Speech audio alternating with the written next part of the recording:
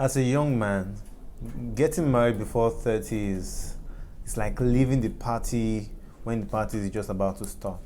For me, I don't believe any man should get married before 30. Um, why would you? What exactly is the rush on you as a man, an able-bodied man, to get married before 30? In this video, I really want to talk about some reasons I've written down in my book as why men shouldn't marry before 30. And one of them is abundance and scarcity mindsets. And basically, I wrote it here. I said, you can't choose best except from an abundance of good. So how do you choose the best when you have not tried out, or when you do not have an abundance of good to choose from? That's funny, you know. It's funny that people actually come from that perspective and that logic, and they're cool with it. Let's look at it this way. Can you say you have a best tie when you have not been able to pick from an abundance of ties? For example, you say my best color is red. If you do not know about the existence of other colors like yellow, blue, green, how do you pick out your best colors? You have to have an abundance or an array of things before you say you are picking something. You're saying that thing is, your best.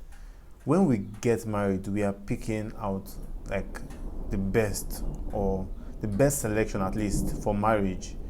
And we cannot do that from the first woman we meet. So you need a lot of time to really accumulate this level of abundance, even when it comes to knowledge and experience, for you to be able to say, yes, so I can now say I want to pick a woman. Now let us analyze this this talk on abundance for man and for woman. I know women are born into this sexual abundance. When women are young, by the time a woman is 14, 15, her sexual organs are fully developed, her breasts are looking good and sexy enough for the prying eyes of men. So it is very common for you to find out that men who were at your naming ceremony are chasing you as a woman when you are like 16. And the guy is like, Daddy, you were at this girl's naming ceremony and you are chasing her. The truth is that women have a large bank of options when it comes to sexual options, basically. So when women are young and when they are developing into their 20s up to 25, they are in their prime. And it's like when a kid is in the candy store, there's a lot of messages from different kind of guys, older men, younger men. You see, like everybody just wants that cherry in between your legs. And imagine being born into such value. So it is very quick for mothers to hold their daughters and tell them that, hey, keep this your special property, or this your special property for the best man. So women are looking for the best man to give this special property to. And most guys within women's age bracket are not the best man most times. So usually amongst boys and girls of the same class, you find that the boys have not even gotten laid. The boys are just only looking for action. The boys hardly even have women who are attracted to them. Maybe a few times they might find their mates who like them. But very soon, women or girls within the same age bracket as you will outgrow you when it comes to dating. So a woman is 25 and you as a guy is 25. You are not exactly on the same level in the sexual marketplace. She is in her prime. She's the woman that top men want to marry. You, on the other hand, are just building your life, because a man is not attractive when he's young or when he's starting out. Yes, you could be physically attractive like me, but doesn't really do you much good when it comes to the idea of marriage, especially long-term relationships. There is always something to give, and for a man it's about protection, provision, basically stability, and that's what a man brings to a woman's life. So you see, the idea of abundance for women is quite different. Women have always had this abundance of options right from time. Men only get to start experiencing this abundance of options when they start entering their 30s, especially if they have worked on themselves in their 20s and they have developed into very successful or at least comfortable and stable human beings. Only then can they experience the level or close to the level of abundance women experience just by being born. So when women want to quickly get married at 25, because first of all, they had the abundance of men to pick from. If they wanted to play around, yes, they had the abundance of time to play around, because a lot of women actually do negotiate their prized possession, which is vagina or pussy, or at least sex. Their prized possession, which is their body, they usually use it to open different doors for them. They can use it as sex. I call it sexual currency. Use it to buy anything. Some people are aware that some people are using it to pay for Uber. So women use sexual currency to buy anything, and the stakes can be on different levels. Some women are charging 50,000 to 200,000 to 200,000 to 1,000,000 to 10 million for this same thing. So you see, it's about the value that they get or that they are born with, and they just get to develop, and all of a sudden she has breasts and she has yans, and the moment she gets to understand that she has breasts and she has yans, she understands the world of abundance she lives in, and it's easier for her to want to start upping on different men. And that's why women are always quick to caution their daughters, do not share this prized possession everywhere. So that is the concept of abundance for men and for women. They are two different things. The concept of abundance for men and for women. No. So you as a man, you're just getting towards your abundance when you have started getting it right. And usually when you started getting it right around your 30s. So you don't really get the best deal in your 20s. Especially if you are getting married to someone like, maybe, for example, let's say you have really worked on yourself and all of those kind of things. You've worked on yourself a lot. And in your 20s, you're even stable enough to marry. I still do not advise that you marry, because I believe that you do not have enough experience. And this moves us to our second point. I've always said experience. I think women want to be taught. They want to be taught by men. You know, they do not exactly want a man that they have to teach. So I always say, women are attracted to an experienced man, a man who has got a few tricks up his sleeves. Now the idea is, a woman wants to follow your vibe. It means that she wants to participate in your full life. Your life you have to have experienced a lot of things before you say you want to settle down with a woman. Apart from experiencing women, you have to experience life itself as a man. And as a single man, you have to first of all find yourself and live with yourself for a while before you start. There's really no rush for you, you know.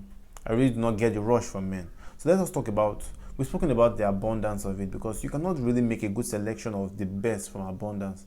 But even beyond that, let us talk about experience, because some people might say, okay, they have abundance of women around them in their 20s, so they should pick a wife, right? No. There's a reason why, because at that point in time, you are still going to experience a lot of things. You're getting to experience a lot of things. So women don't really want a man with a tabula rasa, you know. You come out there and you are the virgin. I've asked many women, they do not want men who are virgins. They don't want men who are virgins. They want men who are bringing something to the table, who are going to teach them. And most men are comfortable with the idea that whatever sexual fantasy my woman has, it is me that thought her, or that taught her. Sorry about this TH thing that's interfering with my T.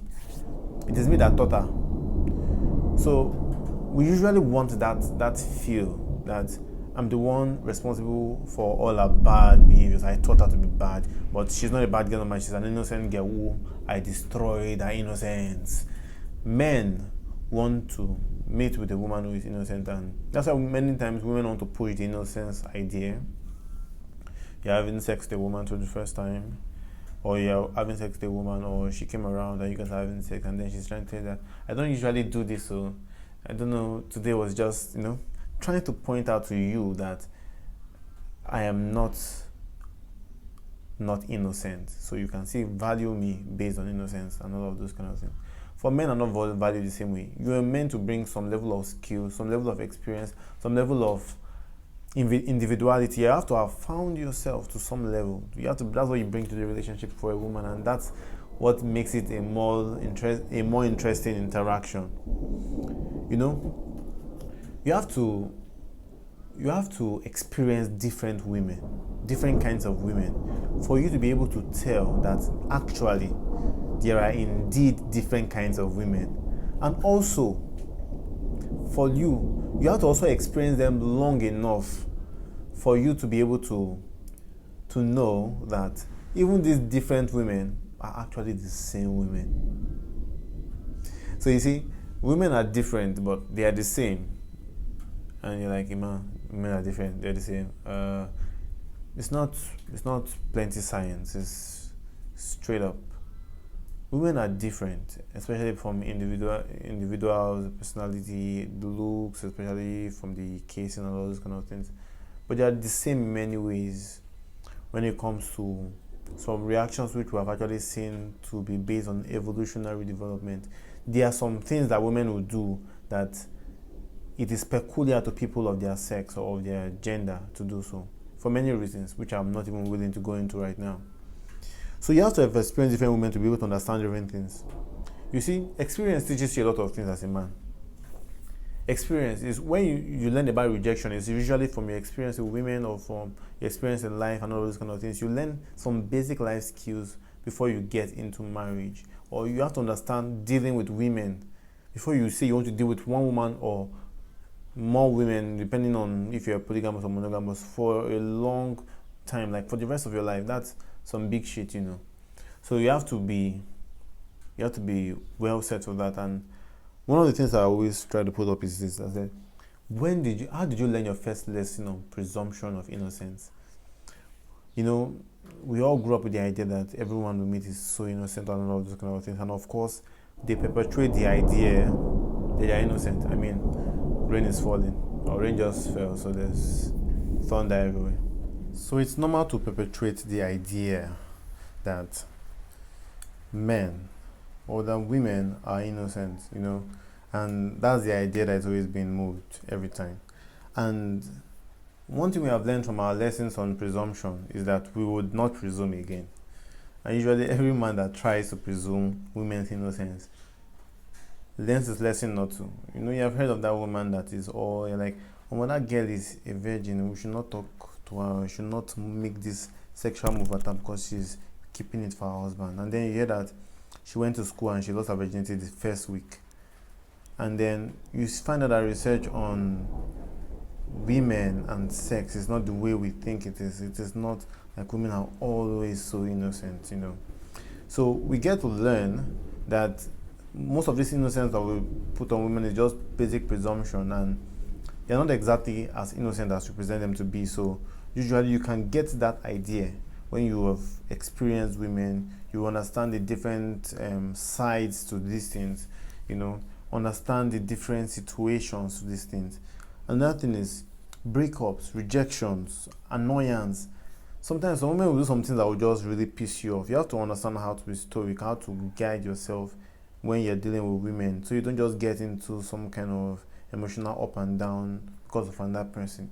You have to understand how best to use your emotions to your benefit. So those are the things that you have to also learn. You know, you have to have experienced these things with a variety of women before you say you want to proceed to the love of your life. You know, that idea of your soulmate doesn't exist, first of all. Now, you have to also learn how women communicate. For example, now you're asking a girl or a woman, say, what would you like to eat? And she's like, nothing. Or what is wrong with you? Nothing. That might seem annoying to you. Like, why won't you just say what is wrong with you? But communicating with her, you can easily tell the kind of mood she is. You can easily sense that what is the right action to take in this particular moment. Most men that do not or have not experienced women will keep on complaining about this aspect of women, that women don't really communicate, women really don't say what they want, women don't really say what they mean. You have to be able to understand how to read behaviors and behavioral cues, because really it's not about what is being said, it's about what is being felt, what is being emoted by behavior, by those non-verbal cues. You have to be able to read the situation. You see, women want a man that just gets it, and he just gets it. Men that just get it are men who have had experience with different women. So that's just how it is. You need that time, that wealth of experience. You have to build it, because that's what basically is an attractive man. So now the third one is actualization of self-actualization.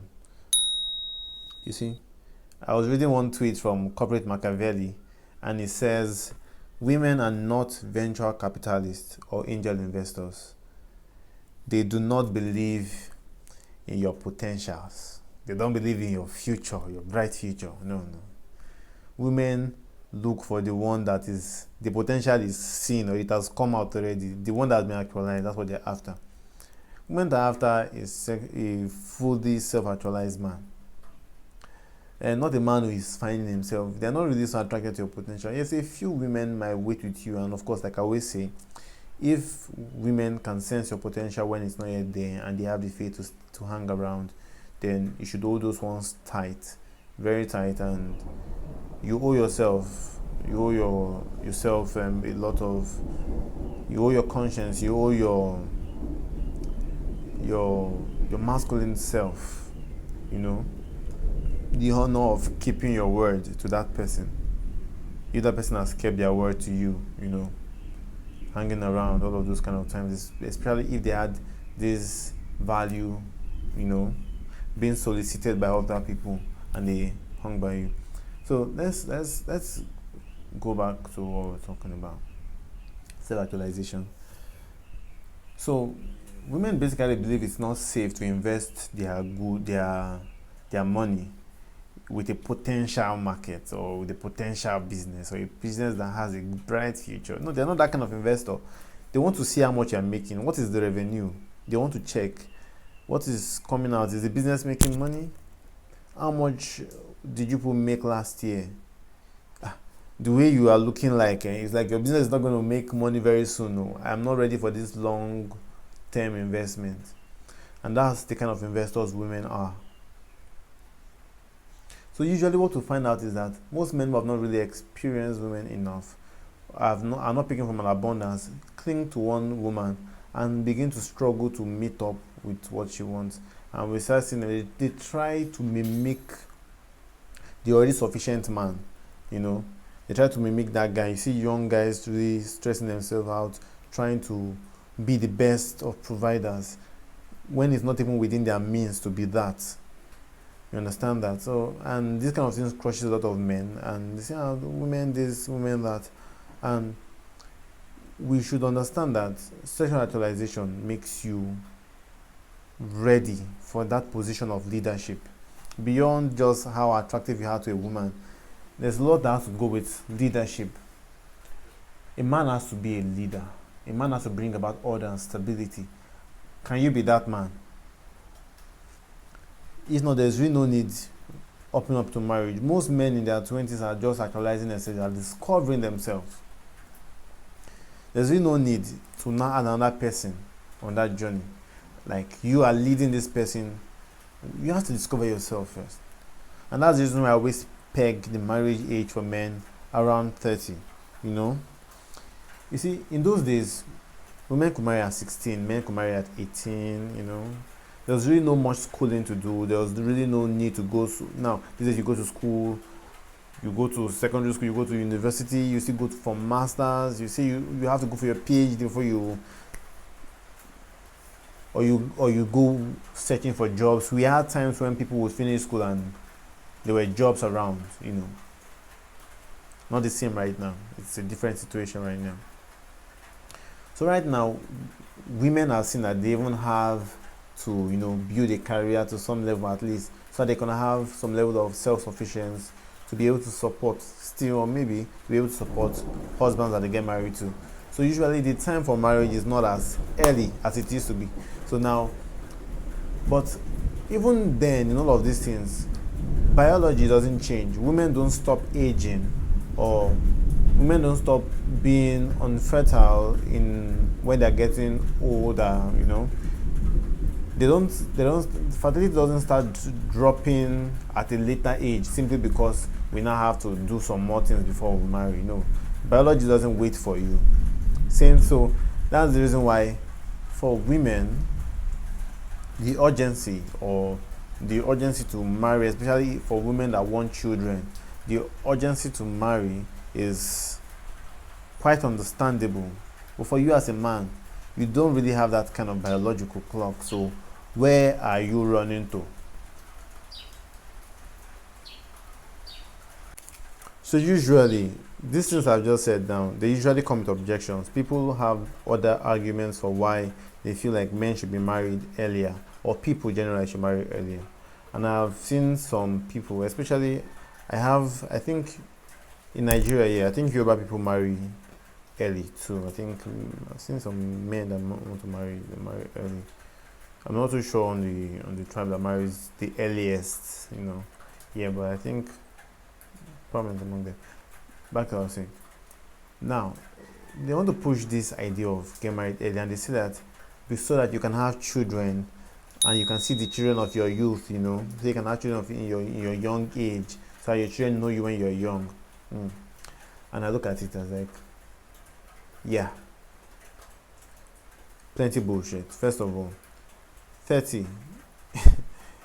If you have children at 30, how old do you really want to look by 40 when they see you? And if your children are 10 years old by 40, when you're 40 years old, like, how old do you really expect to look by 40 that it will not actually be your youth? Like, 40 is your prime as a man. The problem is that we eat a lot of rubbish now. Many of us do not exercise. We don't take care of ourselves. No good skincare. All work. No good nutrition. You are definitely going to look old by 40 or 50. Many people put their life expectancy, they're saying 70. In fact, many people say 60 something, say that's a good time. 60 something, people are dying at 60 something. It is because of where we find ourselves, that situation where we find ourselves, that we expect that we are not going to be healthy by 50 something. That's the problem. We have men who are looking very, very sexy at 70. We have men who are very active at 60. We also have men who are bending already at 40 something. Men at 30 something, their bellies are as big as heaven. I know of some friends of mine, and you see them cross to the 30 line, and crossing to the 30 line, they are, no courage. Really, who says you have to look very old at 50? Now, the thing is that you do not expect that 50 is also your prime. That's why you are calling children, that's why you are saying that you have to have children in your youth. If I have my children when I'm 35 years old, if I have my children when I'm 40 years old, those are children of my youth. Because I still have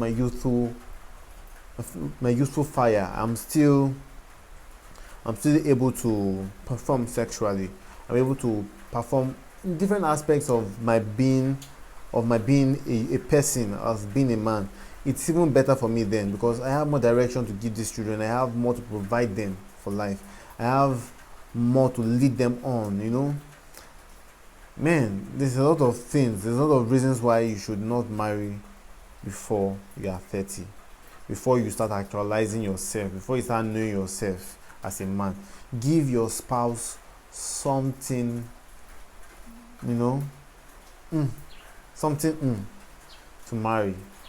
Same way too, you can easily stand up and demand for the best because you have made the best of yourself. Many men who pick when they are in their 20s don't pick the best because they can't demand the best. They are not even the best. They're not trying. So they take what they see. Men when sabi themselves, when they have started actualizing themselves in their 30s, in their 40s, those are the men who would attract the most beautiful women, the youngest of women. You understand?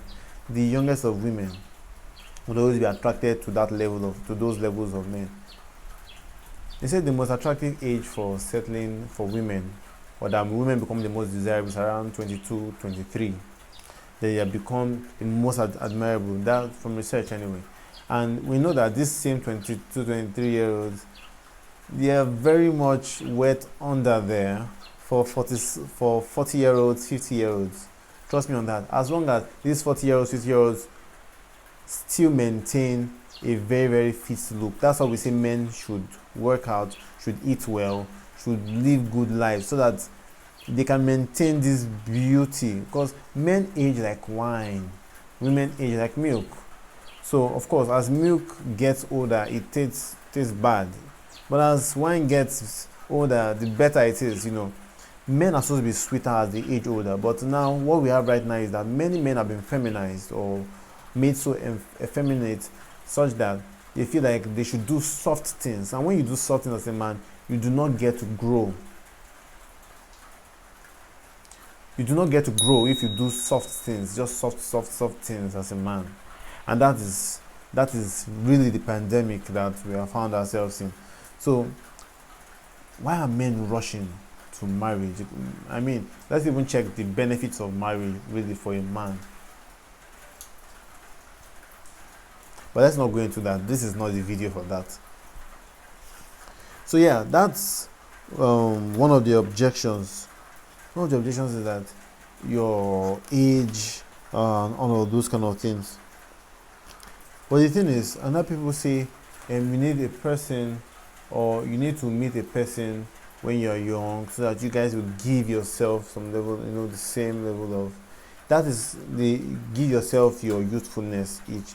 That is also drawing from the assumption that both of you are on the same level at the same age. When women are 25, they are older than you if you are 25 too. So if you are marrying your age mate, maybe you are 29. A man who is 29 is like a girl who is 13. I don't know if you get what I'm saying. A man who is 29, maybe that's too extreme anyway, but you get what I'm trying to say. If you are 29, you are marrying a woman who is 29, you are not marrying your age mate. That woman is older than you. Because women when it comes to sexual market value with regards to age, they have a short window to pick a mate. You have a longer window to pick a mate, because first of all, nobody's even going to be looking your way when you are not yet self-actualized, and that is it. So that assumption that we give ourselves our youth, no, women give you their youth when they give you their prime years from 18 to 25. That's when they give you their youth. If a woman is marrying you at 29, 30, she's not giving you her youth. But of course, these rules are not set in stone. You can marry anybody you want to marry from any age group or background or whatever. This is me just giving my opinion, and based on what I have seen, I believe that it is best that a man is older than his wife, so that he can easily lead and she can easily submit, because she's seen that this is a man who's older than me with more experience. There's more to tell me, there's more to learn from him, there's more reason for me to obey him and trust him to lead me. And that's the reason why I believe it's a recipe for disaster for young men who have not really attained that level of to get married. Yup. So basically, this very, very long video today is on one thing. You have to check yourself as a man. You do not have the same timeline a woman has when it comes to sexual market value with regards to age. You understand that? You do not have the same timeline. So yes, let older men marry our girls now. When you're older, you marry the younger ones that are coming. That's how it is. That's just how it is. And that's the best way it is. So that's why I say the best woman to marry is a woman who is from her father's house. Her father gives her to you. Not a woman who has spent a long time outside. A woman has spent 10 years outside her father's house. She has learned a lot of masculine traits of maybe having to struggle to provide for herself a lot of things. There is no way a woman who has spent maybe a very long time outside her father's house should be around, say, 30 something. Of course, those women are also worthy of love. And trust me, they have the men that they also aspire to. They aspire to also older men. You see 30-something-year-olds aspiring to, say, 45 or 45-year-olds or even 50-year-old men. But that's how it is. Women date up, men date down. And it's just the way the way this life is, the way biology is. I really don't want to argue with these things, because that's just how these things work. There's really no need to argue about these things. So that's what's up. Yeah, I would like you to join Wisen Men Discuss. It's a group on WhatsApp, and we are building a network of men who are resourceful for each other. And this is Wisen with Bissong, and I would like to subscribe to Wisen Men. That's where this Wisen with Bissong is on Wisen Men. So stay Wisen.